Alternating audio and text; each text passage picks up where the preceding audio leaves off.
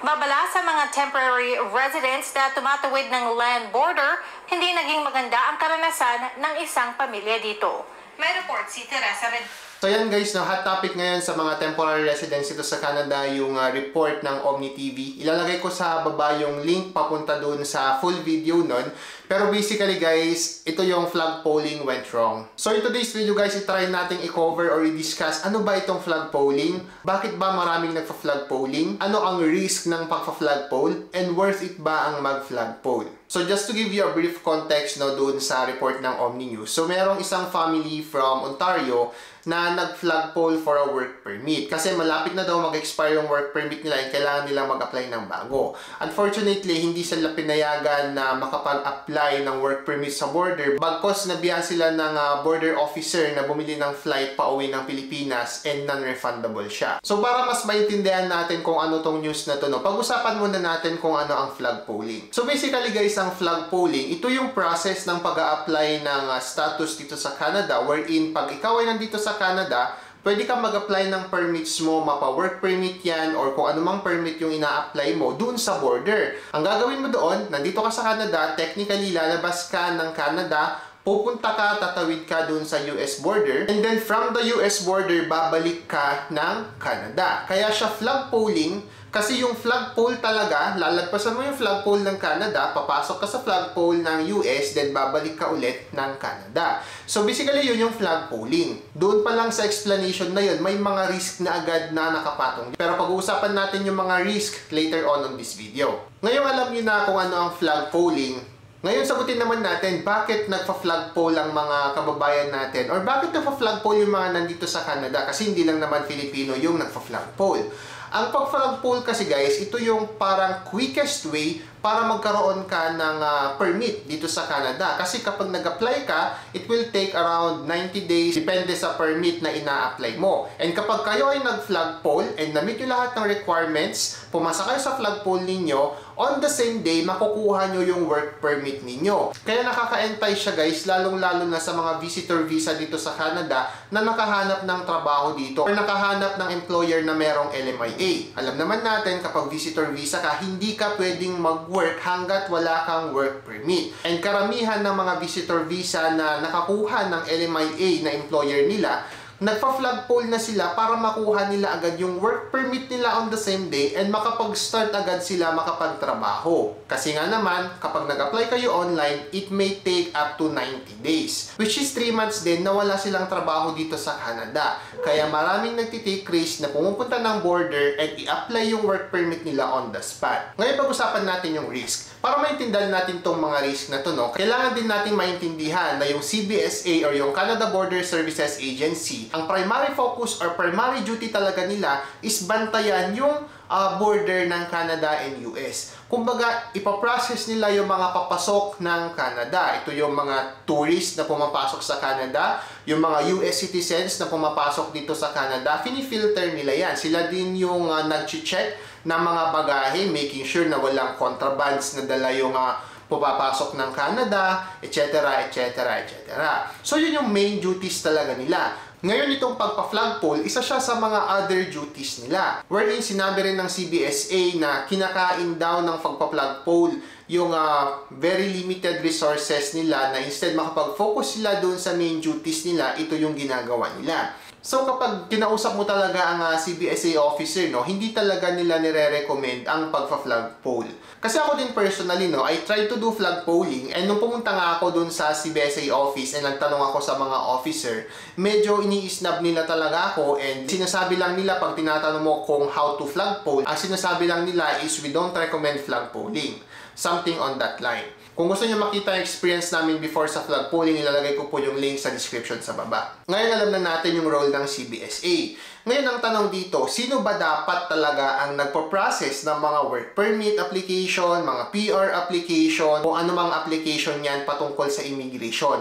Ang sagot dyan guys is yung IRCC. Sila dapat talaga ang nagpo-process nun. And doon sa border, walang IRCC officers doon. Kaya CBSA yung umaako ng gagawin dapat ng IRCC. Supposed to be, ang process talaga dapat niyan, di ba? Kailangan yung mag-online application doon sa IRCC portal and then from that IRCC portal, portal, i-assign yun sa mga IRCC officers and sila yung magre-review ng application ninyo. Pero yun nga, tatagal siya ng 90 days. Ngayon alam na natin yung roles ng mga agencies dito sa Canada in terms of this issue, no? Papasok na dyan yung unang risk ng pagpa-flagpole. Ito yung attitude ng CBSA officers towards the applicant. Siyempre, from the very start pa lang, hindi na talaga nire-recommend ng CBSA ang pagpa-flagpole. What more kapag nag-apply na kayo and nakaharap na ninyo sila.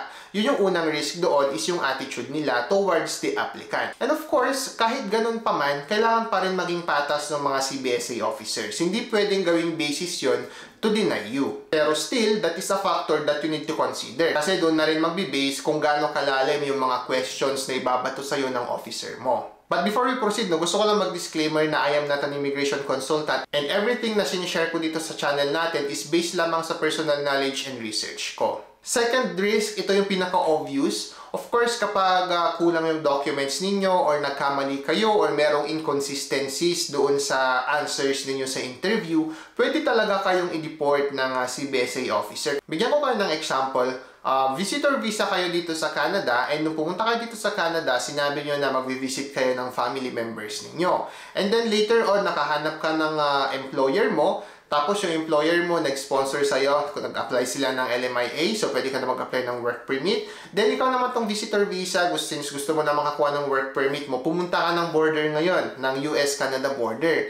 Pero nung pumunta ka doon, nakalimutan mong magpa-medical, for example, or nakalimutan mong kumuha ng NBI clearance mo, or wala kang picture, or wala kang resume, or naiwan mo yung job offer, or naiwan mo yung LMIA mismo. Kung ano mang naiwan nyo sa mga documentary requirements, guys, pwede kasing i-deny or i-deny ng CBSA officer yung application ninyo due to incomplete document. Ang problema nito, you came in as a visitor visa. Ngayon, nag-flagpole ka, sinabi mo na gusto mong mag-work, and then hindi na-approve yung work permit mo. Ngayon, paano ka napapasok ng Canada? Eh, wala ka namang work permit. Ang meron ka, visitor visa. Paano mo i-explain ngayon dun sa visa officer na yung intention mo pa rin na bumalik ng Canada is to visit family? Well, in fact, nag-a-apply ka ng work permit mo. So, nag-iba na yung intention to visit mo dito sa Canada. Hindi na lang siya to visit family, kundi to work na. Eh, problema, wala kang work permit. Ano nga na mangyayari sa'yo? Pwede ka nilang bigyan ng deportation letter and pauwiin ka nila doon sa Pilipinas. And anong gagawin mo after that? Doon ka na lang mag-apply ng work permit mo. Ngayon ang tanong, agad-agad ka bang papauwin? I think it depends doon sa situation, no? Kasi may nababasa din akong cases na binibigyan pa nila ng 10 days yung individual to pack up, kumbaga, ayusin yung mga kailangang ayusin dito sa Canada before going back to the Philippines or before deporting them. So, depende yan. Pwedeng on-the-spot deportation, pwedeng 5 days, 10 days, 20 days, depende sa CBSA officer mo. So, yun yung pinakamatinding risk na kailangan mong harapin kapag ikaw ay magfa-flag polling. So, ngayon alam na natin ano ang flag polling, bakit nagfa-flag poll, and yung mga risk ng pag-flag poll. Ngayon, pag-usapan din natin kung ano yung mga kailangan mong gawin or ano yung mga dapat gawin mo before ka mag-flag poll kung talagang gusto mong mag-flag polling.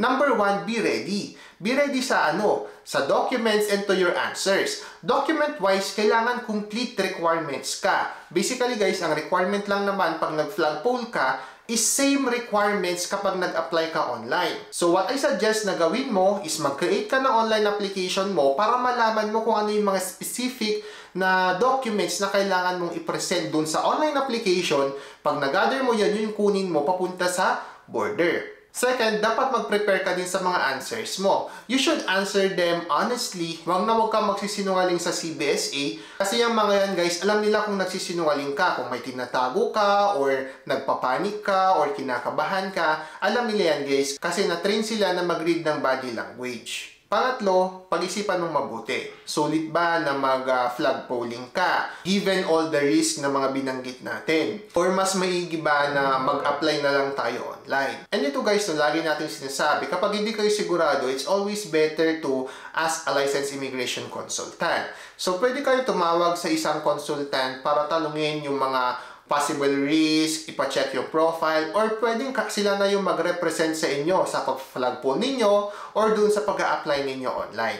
So, ayan guys, no? I am hoping kina Ate and Kuya from Kitchener, Kasi alam ko nakapag-apply na rin sila online for their work permit, no? I hope na magkaroon din ng positive outcome yung online application nila. And I feel sorry for them dahil na-experience nila yung ganitong situation sa pagpa-flagpole.